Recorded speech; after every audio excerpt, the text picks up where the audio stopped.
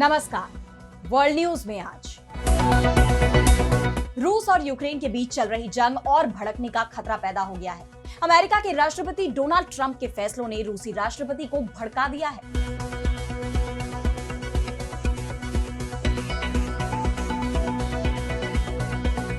Trump दावा कर रहे हैं कि इस बार जो प्रतिबंध उन्होंने रूस पर लगाए हैं उसका असर 6 महीने में दिख जाएगा। रूस को घुटने टेकने पड़ेंगे। तो पुतिन का कहना है कि प्रतिबंधों का सामना तो उनका देश कई सालों से कर रहा है, लेकिन दुनिया को रूस की जरूरत है, इसलिए जो हाल पुराने प्रतिबंधों का हुआ वो ही इन नए प्रतिबंधों का होगा। इनका कोई असर नहीं पड़ेगा।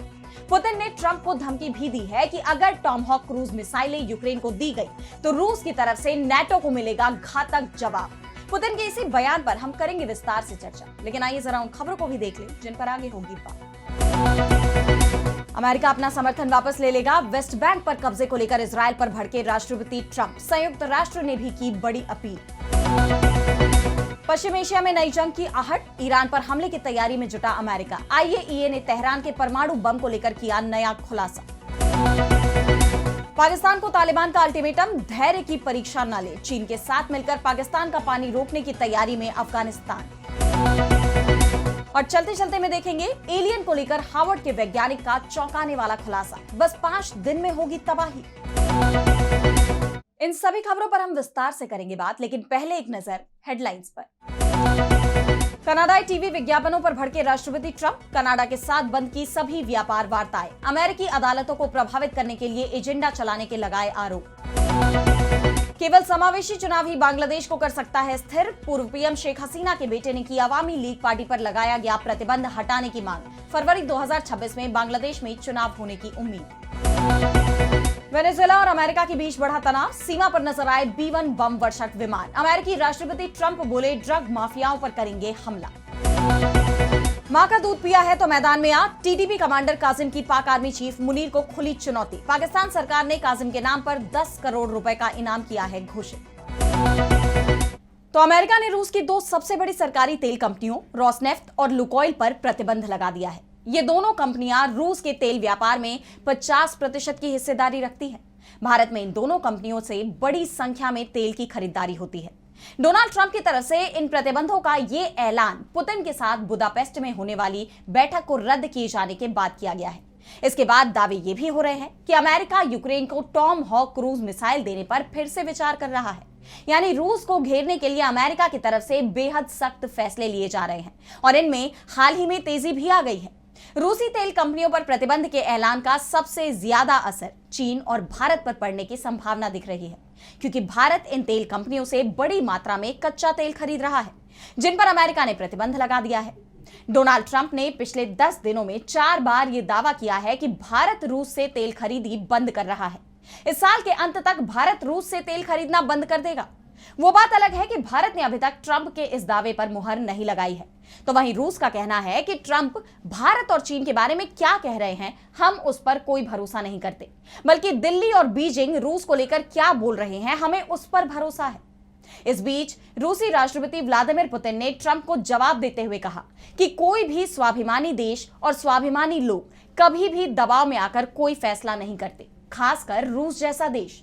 इन प्रतिबंधों के कुछ परिणाम तो होंगे, लेकिन ये रूस की आर्थिक स्थिति को बहुत ज्यादा प्रभावित नहीं करेंगे।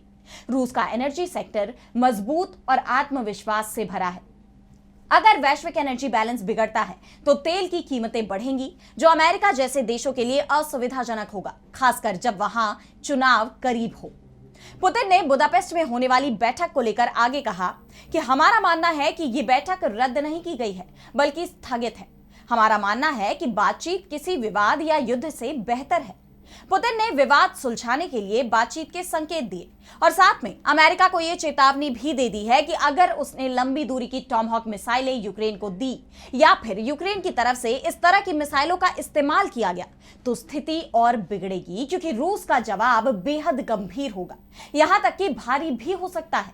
उन्हें इस पर सोचना चाहिए। इस बीच लिथुआनिया के राष्ट्रपति गितानस नौसेदा ने रूस पर बेहद गंभीर आरोप लगाए हैं। उन्होंने कहा कि रूसी सैन्य विमानों ने कुछ समय के लिए उनके देश के हवाई क्षेत्र का उल्लंघन किया है। उन्होंने इसे यूरोपीय संघ और नाटो सदस्य देश की क्षेत्रीय अखंडता का उल्लंघन बताया। नौसेदा ने सोशल मीडिया मंच एक्स पर एक पोस्ट में कहा कि रूसी विमान 18 सेकंड तक लिथुआनिया के हवाई क्षेत्र में रहे। यह अंतर्राष्ट्रीय कानून और लिथुआनिया की क्षेत्रीय अखंडता का सीधे तौर पर उल्लंघन है।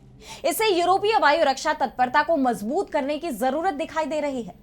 लिथुआनियाई सेना की तरफ से कहा गया है कि 23 अक्टूबर को शाम लगभग 6 बजे 2 रूसी सैन्य विमान लिथुआनियाई हवाई क्षेत्र में लगभग 700 मीटर तक उड़े।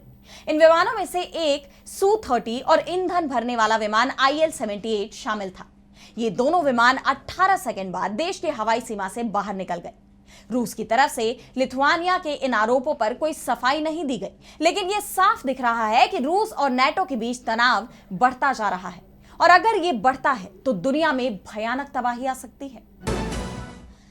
और अब बढ़ते हैं अगली खबर की तरफ, जहां हम बात करेंगे इजराइल की।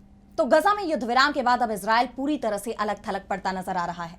जिस तरह गजा में मदद पहुंचाने के रास्ते को इजराइल ने बंद किया हुआ है, राफा क्रॉसिंग खोलने से इनकार कर दिया है, उससे इस युद्ध विराम पर संकट बढ़ता जा रहा है।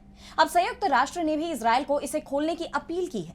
संयुक्त राष्ट्र का कहना है कि इजराइल के इस फैसले से गजा को उतनी मदद नहीं पहुंच पा रही जितने की इस युद्धग्रस्त क्षेत्र को जरूरत है। यहां तक कि गजा के निवासी अपने घरों को नहीं लौट पा रहे इजरायली सैनिकों की मौजूदगी की वजह से।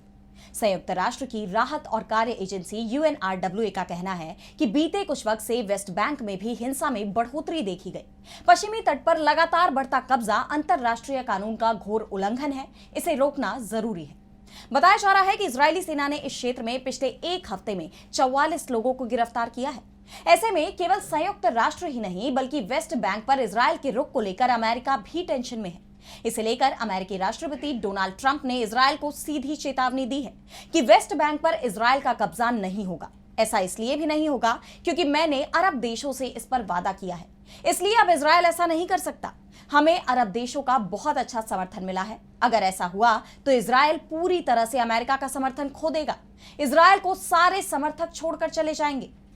दरअसल इजरायली संसद में एक विधेयक पारित किया गया है जिसके तहत इजरायल अब वेस्ट बैंक पर भी कब्जा करने की तैयारी शुरू कर सकता है और इस पर अमेरिका भड़का हुआ है। अमेरिकी विदेश मंत्री मार्को रूबियो ने कहा कि अगर इजरायल वेस्ट बैंक पर कब्जे की दिशा में एक कदम भी बढ़ाता है तो गजा में शांति का पूरा प्लान खतरे में पड़ जाएगा।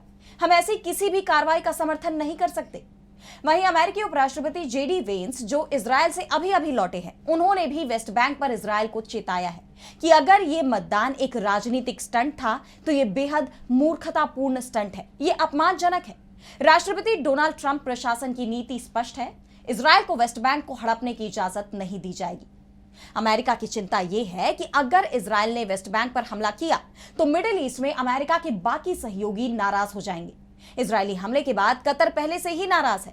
ऐसे में अमेरिका कोई और रिस्क नहीं ले सकता, लेकिन मौजूदा हालात में गजा में युद्ध विराम को बरकरार रखना और वेस्ट बैंक की सुरक्षा अमेरिका के लिए बड़ी चुनौती बन गई है। अब बात अगली खबर की, तो पश्चिम एशिया में नई जंग शुरू होने वाली है। ईरान पर हमले की तैयारी शुरू हो गई है। अमेरिका ईरान पर हमले की तैयारी कर रहा है और उसके लिए वो मौका तलाश रहा है। ईरान के supreme leader ayatollah Ali Khamenei की तरफ से कहा जा रहा है कि उनका देश अमेरिका के साथ कोई बातचीत नहीं करेगा, खासतौर पर परमाणु कार्यक्रम को लेकर। बातचीत करनी है तो पहले ईरान पर लगे प्रतिबंध हटाए जाए। वैसे खामेनेई ये भरोसा दुनिया को जरूर दे रहे हैं कि ईरान परमाणु बम नहीं बनाएगा, तो अमेरिका का कहना है कि ईरान परमाणु बम बना रहा है। अंतरराष्ट्रीय परमाणु ऊर्जा एजेंसी IAEA के प्रमुख राफेल ग्रॉसी भी अमेरिका के सुर में सुर मिला रहे हैं।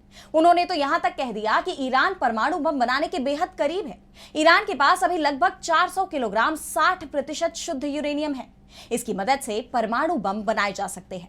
हाल ही में अमेरिकी उपराष्ट्रपति JD वेंस ने कहा था कि 400 किलोग्राम यूरेनियम 10 परमाणु हथियार बनाने के लिए काफी है। यानी ईरान के पास 10 परमाणु बम मौजूद हो सकते हैं या वो कभी भी इन्हें तैयार कर सकता है। राफेल ग्रॉसी ने तो यहां तक कह दिया है कि अगर ईरान के साथ कूटनीतिक बातचीत नहीं होती है तो फिर ईरान पर अमेरिका हमला कर सकता है, क्योंकि यही एक उपाय है जिससे ईरान को परमाणु बम बनाने से रोका जा सकता है। हालांकि ग्रॉसी से जब ईरान के परमाणु बम को लेकर सवाल किया गया तो उन्होंने कहा कि इस बात का कोई सबूत नहीं है कि ईरान वाकई परमाणु हथियार बनाना चाहता है।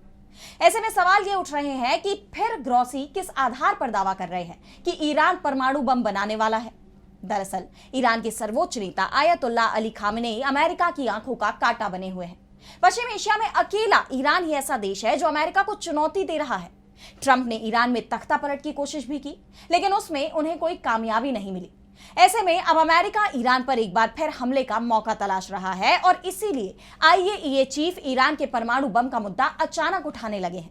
राफेल ग्रॉसी से जब सवाल किया गया कि उनके दावे का सबूत क्या है, तो उन्होंने इसे बताने से इनकार कर दिया। ग्रॉसी का कहना है कि आईएईए निरीक्षक ईरान में मौजूद नहीं है क्योंकि ईरान का कहना है कि एजेंसी के साथ हुआ पुराना समझौता अब मान्य नहीं है। ईरान सरकार का कहना है कि आईएईए की संदिग्ध रिपोर्ट के चलते ही अमेरिका ने उस पर हमला किया था और अब एक बार फिर ग्रॉसी उसी तरह के बयान दे रहे हैं। ईरान को अगर परमाणु बम बनाना होगा तो वो कभी भी बना सकता है, लेकिन ईरान पहले ही ये साफ कर चुका है कि उसकी ऐसी कोई मंशा नहीं है। और अब अगली खबर में बात करेंगे पाकिस्तान को अफगानिस्तान के अल्टीमेटम की। तो जैसा कि आप बीते कुछ वक्त से देखते आ रहे हैं कि कैसे पाकिस्तान और अफगानिस्तान में जंग छिड़ी और उसके बाद से ही दोनों देशों में बयानबाजी का सिलसिला जारी है। और अब तालिबान ने अफगानिस्तान को साफ कह दिया है कि अब उसके धैर्य की परीक्षा ना ले, वरना अंजाम बहुत बुरा होगा।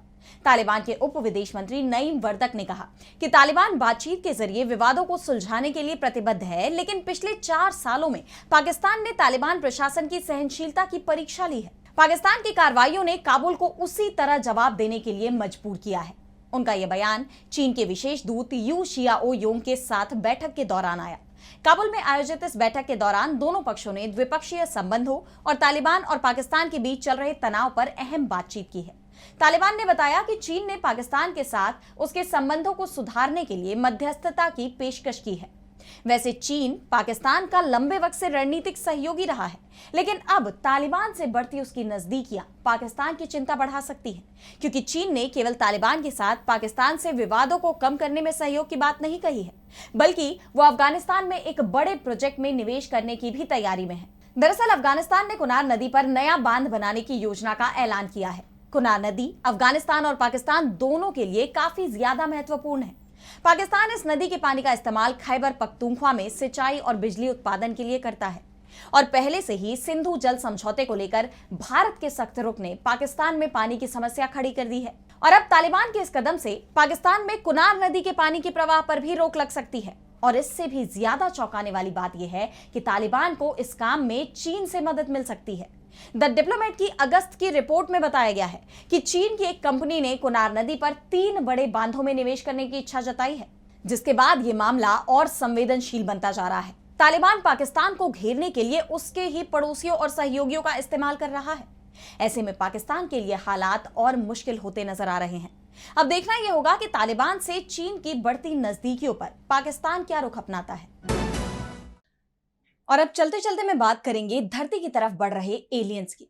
तो आपने एलियंस की कहानियां तो बहुत सुनी होंगी, पर इस बार हार्वर्ड यूनिवर्सिटी के एक बड़े प्रोफेसर और साइंटिस्ट एवी लोएब ने एक ऐसा दावा किया है जिसने सभी के होश उड़ा दिए।